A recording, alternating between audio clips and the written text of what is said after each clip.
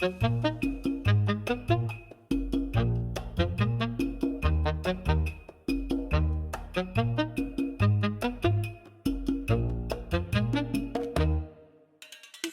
we are gonna continue the topic hormonal from cradle to grave, because definitely the topic deserves at least 2 episodes. Why I say at least? Because we are gonna touch this in future. But nevertheless, we approached this very organized and structured, where we are trying to share our full life experience when it comes to the hormones, which is great, right? Well, I mean, I've only had this one body I've lived in, but it would be fantastic if you could say I had a problematic teen and younger adult years with my period, with endometriosis, with pain, which means that it doesn't work that way. I think the people who have it easy at the beginning probably have it easy towards the end, hopefully. And the people that were been fucked from the beginning, like us, then I don't know. I feel it's all tied together. Oh my God, you're very. I love the approach, right? I'm sorry. I'm here. I'm living proof that it didn't get better. It absolutely. I refuse. I refuse because I'm looking this from the upside. So I still did not hit menopause. Charlie and me are still in the relationship. He is ghosting me now from time to time, right? But he's still coming. As every female, I'm very grateful. No, I'm just joking. But I went through this whole hormonal disorder in most of my life. I don't know how much impact from that point I'm gonna feel, because that's the way I'm used to. Buckle up, bitch. It's about to get wild. No. So I'm gonna tell you what I'm used to, and then I'm gonna leave you as an expert now. In our relationship, you're the expert on menopause. I'm sorry, but I'm used to not sleeping and being sleepy during the day. I'm used to, I'm going to put my sneakers on and sweat. I'm used to mood swings. I'm used to why I entered the room. I'm used to pain in joints, pain in back, just icky all body for no reason. My hair falling out, not a little here and there, like really falling out. I'm used to all that crap. Okay, take that and turn the knob up. It's worse. Our goal is not to be like, oh, this is definitely happening. We're sharing our experiences, which is very important, because I know for the fact that everybody's experience is individual. I know females who never had hot flashes through their menopause. Yeah. My mom experienced the wane gate, which then she lost after she went to the postmenopause, and she back herself physically. I don't know, mentally. Well, and she could be not telling you things. Yes. Or maybe she thinks that there's certain things that you just attribute to old age and getting older. She definitely had psychological effects, which exploded when her parents died, and she went very depressed. And then because I was urging it, she went to the psychiatrist and she got medications and she was feeling better. Nevertheless, everybody's experience is definitely different. And honestly, when you talk about menopause, I'm just like, oh my God, if it doesn't go that way, I'm just going to be so fucking grateful. And I say that my way was way easier than what you're going through, because I had a hysterectomy at 39. Yes. So I went from having terrible, horrible periods to having a tumor removed to going through some chemo. Then the doctor sitting me down and going, so the only reason we've kept everything inside of you this long is because of the probability of you wanting to have kids. And I was like, well, no. Maybe I did want kids. Maybe I didn't. Maybe that's something for another episode. But at that point, the easiest thing to do was to take everything out, and we did. And of course, he left my ovary, so I didn't go directly to menopause. I went through the fucking best 10 years of my life. Never, ever in the history of this world will there be a woman who's going to be like, damn, I miss getting my period every month. It was fantastic. I didn't have a very long recovery period. My mom came to stay a month with me, and within a week I was like, I feel better, you can go now. But technically, while your internal organs have the time to settle into that new space that you have, there's a whole bunch of things that you can't do. And this isn't old wives' tales. There's a whole bunch of things you can't do. So my mom came prepared to help me bathe, in and out of bed, pick things up with the housework, because I was supposed to be in bed for weeks and weeks. After a week, I was like, yep, I'm good to go. It's fine. But that hysterectomy was so life-changing. The fact that I didn't have to worry and be in pain and lose so much blood and be so severely anemic that I would just get up and faint. Not getting my period anymore changed my life. It just set a switch in me where I was like, I feel so much better now that I realize what it is I want in my life. And I changed jobs. I dumped my boyfriend. I changed partners. I changed mindset. I left where I was living. And that's when I truly embraced who I was. And I started the journey that has brought me here. And the next 10 years, oh my God, did I live them. Because with not getting your period, everything goes. I must have been very stable in my hormones because I didn't feel any type of changes. I would get my migraines, but I've had those since I was 5, so it's fine. But not having the PMS, not having the during, not having to think about planning your life around something that's going to take a week in your life and your entire other 3 weeks of the month revolve around it was fantastic. So for a good decade, I was happy and free as a little happy bird, just tweet, tweet, tweet all over the place. Oh my God, I traveled so much I never had to think about anything.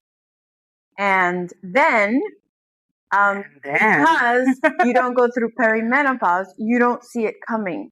So while the moment you start missing your periods and you start feeling things that can be as early as 35, because you can spend 10 years in perimenopause, and some people go into menopause as early as 45, 48. Average age I've read is like 50, 51. So I didn't have those signs going to that. The first thing was the hot flashes.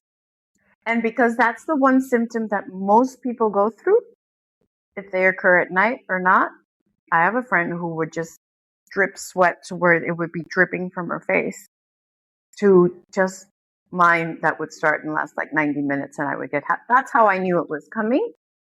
At that time I was 49. That period of me going through those hot flashes during the day kind of turned into not being able to sleep. And then when I was full-fledged, this is it, was when I was waking up 6 to 7 times a night to change my sheets, to change my PJs with my hair soaking wet. And what I would do to be able to just continue sleeping is I started putting towels on my bed, and I only sleep on one side of my bed and the cat sleeps on the other. I would then just roll over to the other side, take my PJs off right there and roll over so I wouldn't disrupt my sleep. Because I think the thing that affects you the most is the lack of sleep. So if you're not as unfortunate as my friend and you don't sweat through your clothes during the day, no one would notice, right? So you have a fan at your desk. No one notices when you're going through a hot flash. Luckily, I live in an extremely hot country, so is it hot flash or is it just the normal thing outside? You don't know. We're all sweating. But the lack of sleep slowly starts eating away at your sanity. So you are constantly not tired, exhaustion, because you're not sleeping, because you're getting up 6 to 7 times. But just to clarify this part, you did not have insomnia. You were just waking up because of the hot flashes and because you were completely So I've always been a light sleeper. I've never required too many, but I'm one of those people that I can go to sleep. I'm a night person, so the later I go to bed, fine. But if I can sleep a maximum 10 o'clock in the morning, if I go to bed at 3 in the morning or 4, I'm good. You're going to fall asleep because you're tired anyway, because you're so tired from days of just waking up. The thing is that it's so disruptive. It's not like when you get up and you go to the bathroom to pee in the middle of the night that you can do so with freaking eyes closed. You know where your toilet is. I open the faucet, just stick my hands in there, and I go back to sleep. And then it kind of, if the dog and the cat don't follow me into the bathroom, there's no disruption. You can easily go back to sleep. No, this is, you wake up soaking wet, soaking. Your PJs are stuck. Your hair is stuck. You have left an imprint of yourself on the bed. You're sweating so much. And you wake up because you're freezing, of course, because the hot flash comes in. The night sweat at this point, right? The night sweat comes in. It's so intense and so fast and so furious that you wake up shaking because your body trying to regulate is now freezing. So if you went to bed with the AC at 19 degrees because you're like, yep, it's going to be kind of warm. I like to sleep with my covers. You wake up sweating. So the fact that you have to get up and change sheets and change your pajama and towel dry your hair to go back to sleep, it already disrupted whatever cycle you're in. So you have to start all over again. Imagine that happening 5, 6, 7 times a night. You're not sleeping at all. So how many days can you go without sleeping? Let's say that it's Tuesday. You're thinking about the Friday that's coming so that you can sleep. By the time Friday comes, so you can actually sleep into Saturday, not wake up early, you're so exhausted. That's where the brain fog comes in. That's where you lose your train of thought. You forget things. Like, what do I call this? Oh yeah, a pen. You start getting these gaps in your memory. Your whole body aches. I think one of the first things besides the night sweats that I felt was joint pain. But joint pain, when you put your feet on the floor, when you get out of bed, from your ankles shooting up your entire body, the joint pain.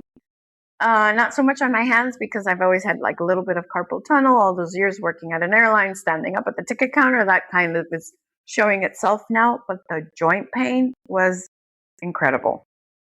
So night sweats, which are completely different from hot flashes during the day, joint pain. My migraines got worse, much worse. Which leads me to believe that they were hormonal all along. But, I was never diagnosed with anything. And at this point, there's nothing you can do for my migraines except treat them. There's issues with your stomach. There's other things that to me aren't as disruptive. But I know people that have had like frozen shoulder, ringing in your ears, vertigo, which is really bad. I have a friend who's just turned 40, who has terrible bouts of vertigo, which I suspect are this. But all in all, I think it's like 70, maybe 70 symptoms that you can get that are completely tied to menopause. I've never experienced anything on the sexual side. Loss of sexual desire, vaginal dryness, pain during sex, none of that. But I think for me, the thing that put me over the edge where I had to go seek medical help, where you got on a plane to come see me, was that it was now full on perimenopause. Let's just call it that, right? Because I'd been in menopause since 10 years before. Was COVID, isolation, and the feeling of complete desperation, the acknowledging that this is my life from this point on, these feelings of invisibility, pain, and it's not even life sucks. It's not even that you get to suffer this in silence and keep your dignity, right? which I think is one of the things where our mothers, this is why they hid themselves in their rooms and never left. It's because if I could go through all of this and you didn't know it was happening, fine. It's my own battle, my own journey.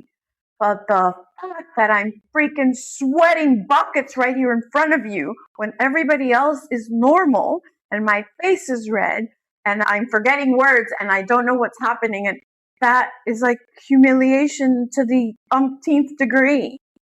So all that with COVID, with just being generally depressed because of COVID, with just feeling terrible with my pain, joint pain, with my headaches, with all the sweating, with the lack of sleep, I was suicidal.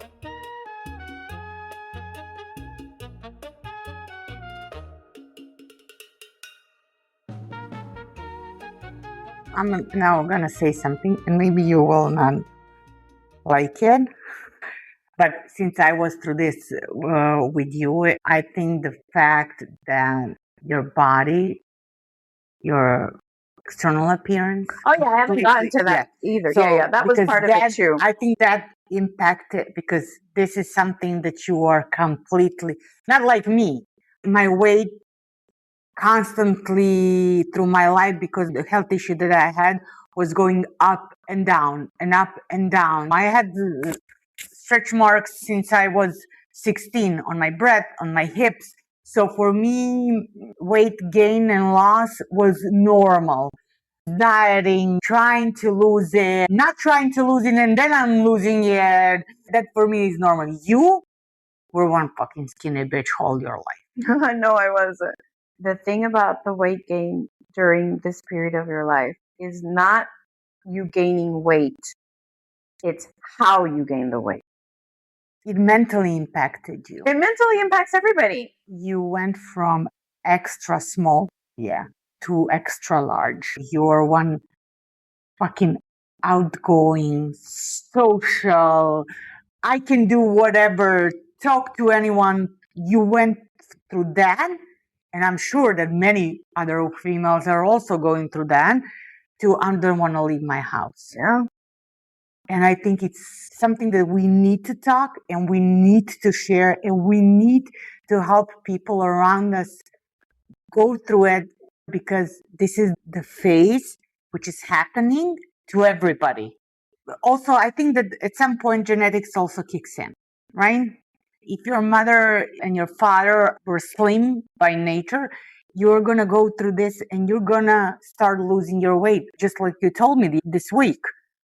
6 kilos just went out of nowhere, and you don't know how it happened. Regardless of the fact that you tried everything for the course of 4 years.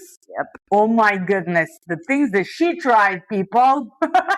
I am daring everybody now to maybe share with us things that they tried, and I'm gonna validate if she did it, because if there was something out on the market, you tried it. But the thing about this weight gain is it's not that you get fatter, the scale increases. It's where you gain the weight. Yeah, it completely changes your body shape. That's the thing. So on top of everything else, you look at yourself in the mirror and you don't see yourself, you see someone else. And you don't even see your mother, you just see someone else. And that someone else that's looking at you has a lumpy body. I had been fat before in my life. I had been overweight, but let's not use that F word, unless it's the F word.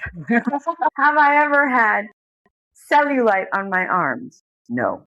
Have I ever had lumps of fat just protruding from someplace in my body? No. It's kind of like the person that you were.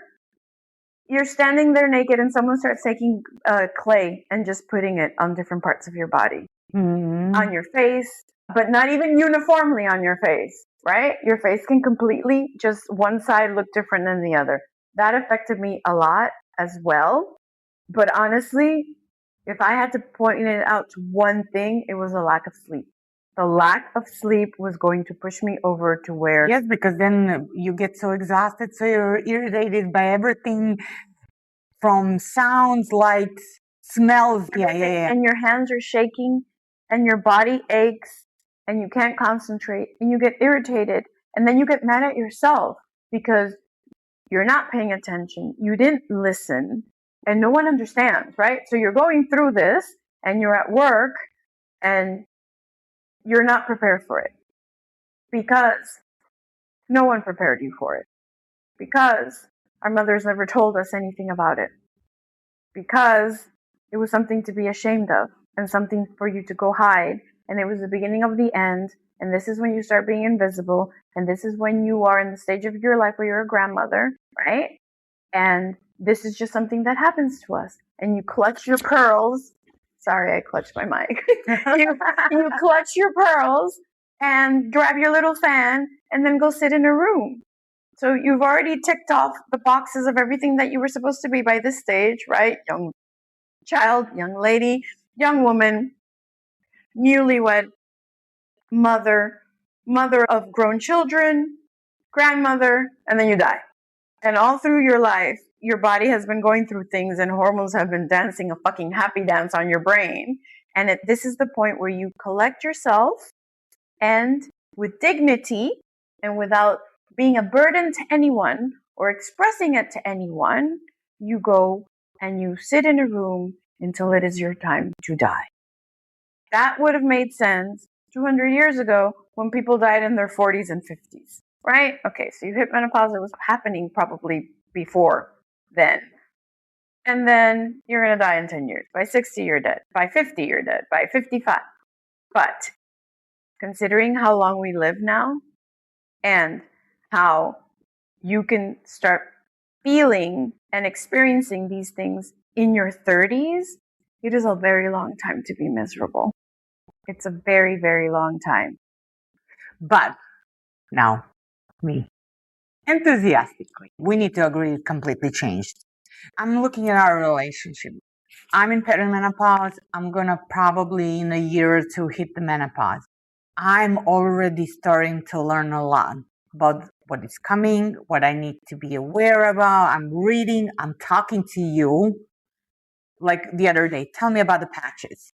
I'm just asking questions. And I think that it is very important because we as women should be able to be prepared for what is coming. I knew all along I needed to get hormone therapy. My problem with menopause or perimenopause is that if you go by how your mother, right? I'm going to go by what happened to my mother.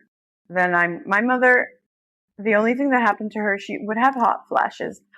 Again, they don't talk, so you don't know what was really going on with them. But from what I could tell, she got asthma, which is one of those things that you can get. And she developed it and it stayed with her. Did my mother use hormones? No. Was I going to get them? Yes. Were they available where I lived? No. Mm-hmm. That's why I waited, because I didn't want to take pills. I wanted to take the patch. I had already gone to see 2 doctors and their hospitals didn't. And then it was by someone who told me, hey, there's a doctor in this specific hospital. And that's how. Otherwise, if it's not available, what was I going to do? So the thing here to remember is it's going to affect all of us. We're all going to go through it, unfortunately. But we decide how we go through it. You want to go through it with as much education as you can. And the moment I started going through this, I remember me and you sitting at an F1 and me with my little fan, chicky, chicky, chicky, chicky. The moment we're going to go through this, I decided whatever I learn and I use for myself, I'm not going to keep it to myself. I don't want anybody to have to go through what I went through if there's a solution available.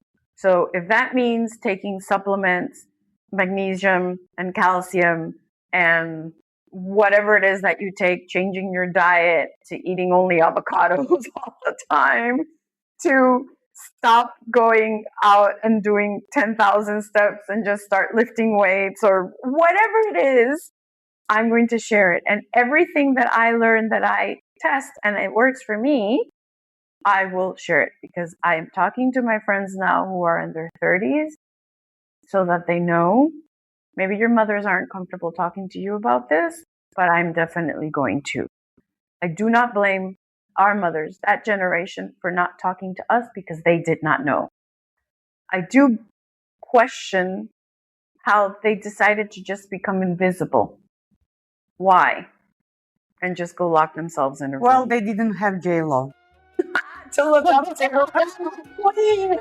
Yes, because they didn't have a J-Lo to look up to. There you go. Right.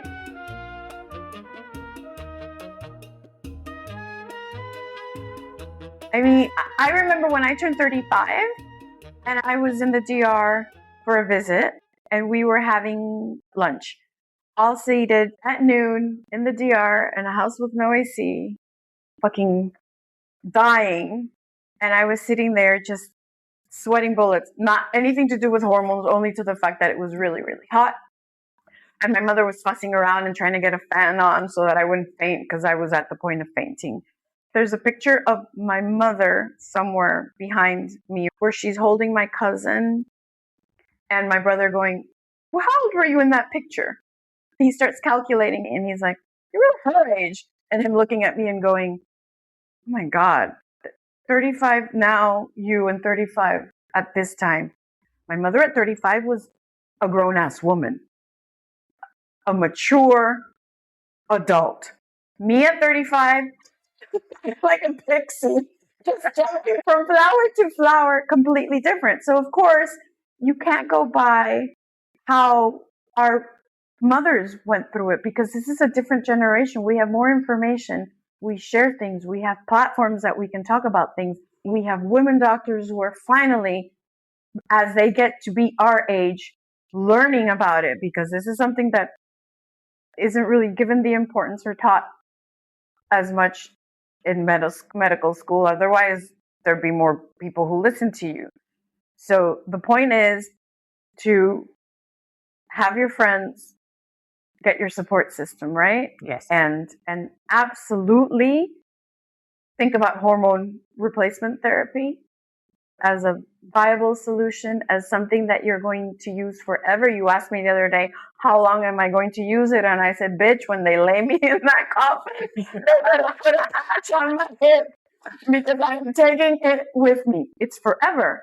As long as I possibly can, I will be on estrogen. The lack of estrogen is not only hot flashes and night sweats, it's so many other things, from brain function to bones to everything that little tiny hormone that does for us.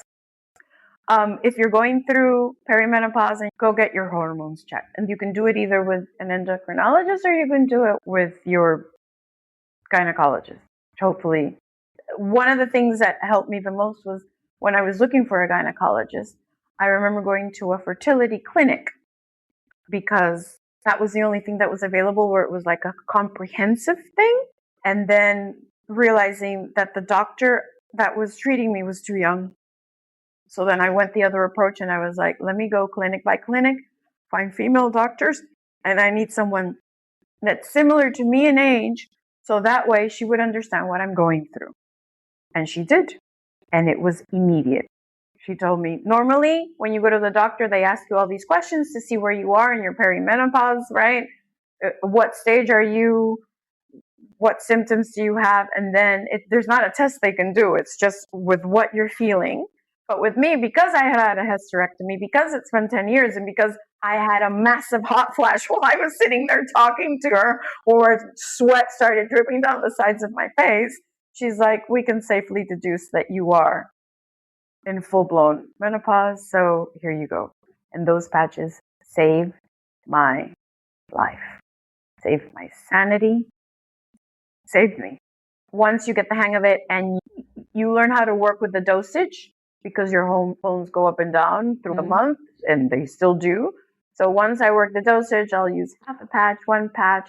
But again, if everything I have read and seen and experienced can save you having to go through that, I would go through it again, because I do not want. It's the worst thing that you can. It's like a curse. I curse you for really bad perimenopause symptoms and menopausal symptoms. I wouldn't want anybody to go through with this. And with educating and talking, there's tons of platforms out there. There's tons of accounts that you can follow. There's so many good books you could read on it.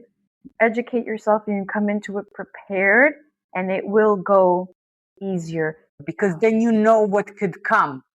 And then you can navigate all that. The one thing I can tell you that I have not felt as a symptom, and that could be because I don't have children or a partner, is the rage. I have not felt any type of anger towards anything or anyone. But could it be because I don't have that trigger? It could be. Right? The rage doesn't just sit there by itself. It comes because it's being triggered. Yeah. So that's the only thing. And I'm happy to say that I have gone through that list of all the symptoms, and I really don't have that many of them, which is really good because there's some people that go through all of them, which would be terrible. The brain fog, yes. The tiredness, yes. The lack of sleep, yes. The joint pain, yep. Hormonal acne on your chin, yep, absolutely. The crepey skin, yes, where your skin feels like, but nothing a good retinol cream, body cream can't take care of. All that. The gray hair, yes, I've started going gray now where I'm trying to embrace it. I want a really cool streak, like a supervillain, and it is not working. You're lucky because you're blonde and you can just blend it all in and just be more blonde, but I have dark hair. But I think with conversations and a good support network and some fucking HRT, yes, you'll be able to kick Charlie's ass. You don't need no Charlie, stinking Charlie. Tell Charlie to go fuck himself.